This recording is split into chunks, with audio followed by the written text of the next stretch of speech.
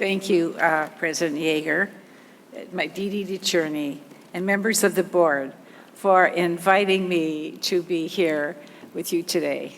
It is an honor to address the 217 graduating class at the University of Arts. I am aware of the rich history of this university and its dedication to educating students in visual and performing arts. Today, we are celebrating you, the graduates. Your dedication and hard work has brought us all together on this very special day. Oops. I can just imagine this time in your life, how you must all feel today. I'm sure you've never felt like this before. It's so very special. To be able to share these moments with your fellow students, family, friends, along with the leadership of this incredible institution has to be overwhelming. I have traveled 3,000 miles to share what I hope will be special words of wisdom and encouragement to all the graduates when you leave this wonderful school of incredible support and venture into the real world.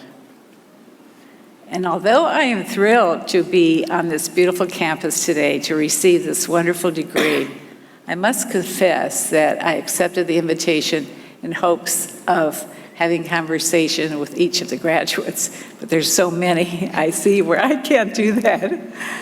Over my life as a philanthropist, I have devoted myself to supporting and inspiring young people, and today is no different. Let me begin with something from one of my favorite children's books, The House of Pooh by A.A. Milne. As you recall, Winnie the Pooh and his friends lived in a beautiful, secure, natural environment where they lived with their friends and even their friends' odd mannerisms. They and Christopher Robin knew the safe and comforting landscape of their world, just as you have known the environment of the University of Arts. You have been lucky to be educated in this amazing, safe, and art-focused environment, in a supportive community committed to individual and artistic integrity and self-respect and self-expression, a wide range of ideas, and the diversity in all its forms. You have been mentored and encouraged by outstanding faculty and counselors and like-minded peers who have shared your passion and energy and have nurtured your artistic talents. Simultaneously, you have been able to enjoy the stimulation and inspiration of world-class theater, museum, and amazing artist resources in Philadelphia, New York, and Washington, D.C. It's quite a privilege. Like Rabbit said to Winnie the Pooh, lucky we know the forest or else we might get lost. But your life is not a fairy tale. And reality is knocking at your door. After today, you must venture out of your family forest of parents, grandparents, family, teachers, friends, and away from the hive of creativity where you have been so privileged to study. You are graduating into a world that is turning upside down, where many of the assumptions you held at the beginning of your college experience may no longer be assured. Because you are stepping out in a very complex time in our history, I want to speak to you plainly about you can make a difference by courageously expressing your art and standing with others that share your passion. Freedom of artistic expression is being challenged from many corners, including the threat of federal support from the National Endowment of Arts, the National Endowment for Humanities, and PBS, Public Broadcasting. As artists, you may find that there are many fresh obstacles. It's possible that in your young lifetime that you may even be told that your work is too provocative or political for today's audiences. These are scary thoughts for all of us, but we must value the importance of freedom of artistic expression. It is so important that you stay true.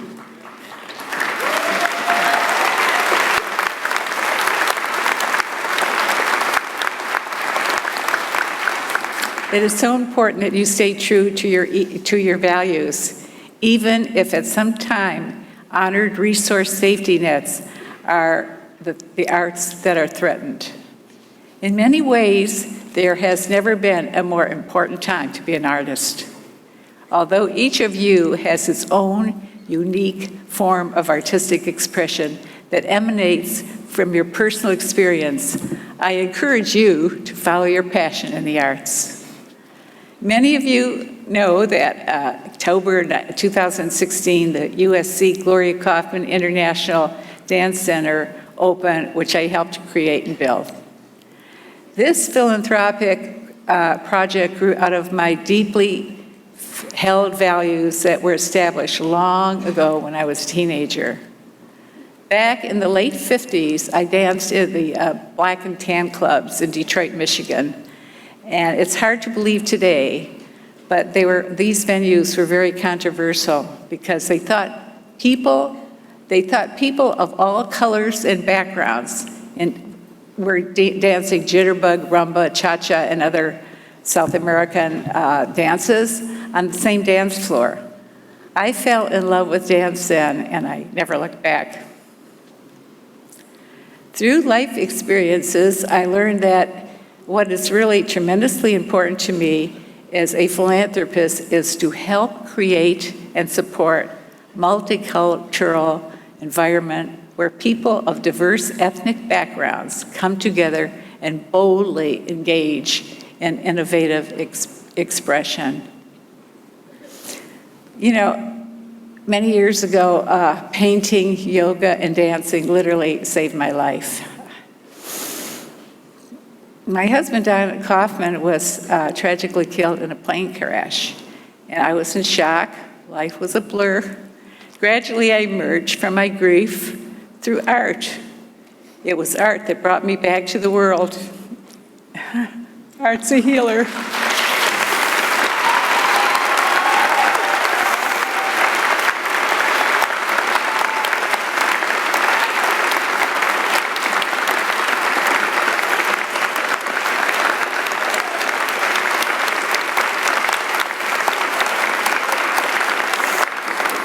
What I've tried to create through the USC Glorya Kaufman International Center of Dance is a unique artistic environment that brings together future dancers, choreographers, dance leaders to create art, not apart from, but part of society. Like you here at the University of Arts are encouraged to develop curious minds and audacious boldness by pushing dynamic art from the height of personal and social expression. In March of this year, I attended in Ojai, California, I attended a retreat and to enrich my knowledge of the progress in the medical world. At dinner after the lectures, I sat next to two inspiring doctors. And the music started to play, and people got up and started to dance. And I was sitting next to these two wonderful doctors, and they sat there. And I said, "Why don't you get up there and get a partner and dance?" And they said, "Oh, I don't dance." I said, "Well, do you like music?" They said, "We love music." And I asked them, however, they didn't want to dance because they both said separately that they had two left feet. And I realized that they did not dance because they were really afraid others would look at them critically and that they would be embarrassed. But the truth is, nobody would have judged them. In fact, most likely they would have enjoyed seeing them have a good time. How well I know this feeling. A long time ago, I was enrolled in a yoga class, and I was waiting for the teacher to come in, and I was talking to one of the students on my left.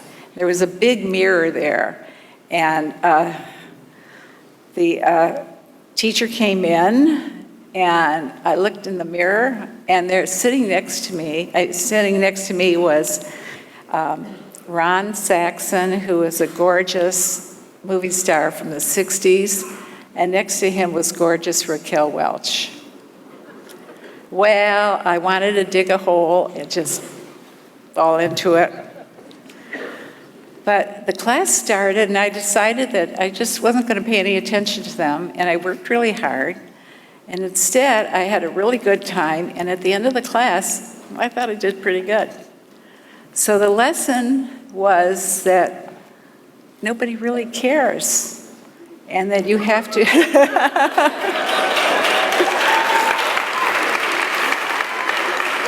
so you have to try to be good to yourself and not to worry what others think, and to follow your heart.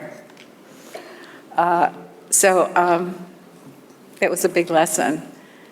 And over the years, I have tried to support artists who have embraced similar values and expressed them to address the important issues of the times. An example is the great choreographer Alvin Ailey, who is recognized as a very prolific and sometimes controversial artist. He revolutionized the African-American participation in dance in the 20th century. Alvin Ailey took many chances as an artist. He overcame racial discrimination, social criticism, financial hardship to achieve his greatness, largely because he believed in himself and the importance values of his artistic work. He died in 1989, leaving the unforgettable legacy. He and his remarkable colleagues were an inspiration to me and to the world. After his death in 2014, he was awarded the Presidential Medal of Freedom, the highest civilian award in the United States.